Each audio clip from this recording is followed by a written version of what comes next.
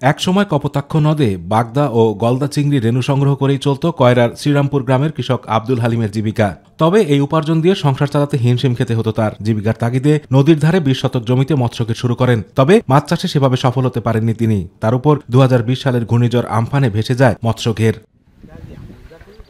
সব হারিয়ে যখন হতাশাগ্রস্ত মৎস্যচাষী হালিম, তখনই তার পাশে দাঁড়ায় সাতক্ষীরা উন্নয়ন সংস্থা শ্বাস। সংস্থাটির RMTP প্রকল্পের সহযোগিতায় আধানিবিড় পদ্ধতিতে মৎস্য চাষ করে ঘুরে দাঁড়াতে শুরু করেন তিনি। সনাতন পদ্ধতি চাষ ছেড়ে দিয়ে আমি বৈজ্ঞানিক পদ্ধতি চাষ শুরু করেছি।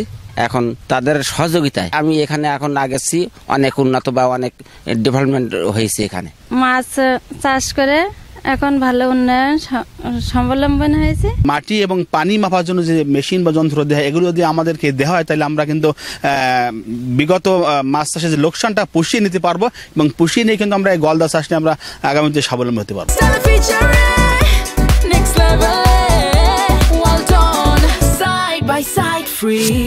শুধু হালিম নয়, দক্ষিণাঞ্চলের উপকূলীয় মৎস্যচাষীদের এই ধরনের উন্নত প্রশিক্ষণ ও আর্থিক সহযোগিতা দেওয়া হচ্ছে বলে জানালেন এই কর্মকর্তা। সহায়তায় কয়রায় উপকূলীয় অঞ্চলে মৎস্যচাষীদের আমরা বিভিন্ন ধরনের ট্রেনিং, হ্যাসাপ, গ্যাপ, ব্যাফ, তারপর জলবায়ু পরিবর্তনের উপরে ট্রেনিং দিচ্ছি। চাষিরা যেভাবে উদ্বুদ্ধ হয়েছে তারা লাভবান হবে, এলাকার মাছ চাষে আরো সাফল্য আনবে। সনাতন পদ্ধতির পরিবর্তে আধুনিক পদ্ধতিতে মৎস্য চাষ সরকারের পাশাপাশি বিভিন্ন বেসরকারি উন্নয়ন সংস্থার সহযোগিতায় সনাতন পদ্ধতির পরিবর্তে আধুনিক পদ্ধতিতে মৎস্য চাষে সরকারের পাশাপাশি বিভিন্ন বেসরকারি উন্নয়ন সংস্থার সহযোগিতায় উপকূলীয় কৃষকরা সফল হচ্ছে বলে জানালেন উপজেলা মৎস্য কর্মকর্তা। এই ধারাবাহিকতাটা যেন বজায় থাকে, তার জন্য আসলে পরবর্তীতেও যে চাষিকে সহায়তা দেবে তাকেও আসলে এটা মনিটরিং এর মধ্যে রাখতে হবে, আসলে সে সঠিকভাবে মাছ চাষটা করতে পারতেছে কিনা এবং লাভবান হতে পারতেছে কিনা। আতিকুর রহমান তিতাস, মাই টিভি।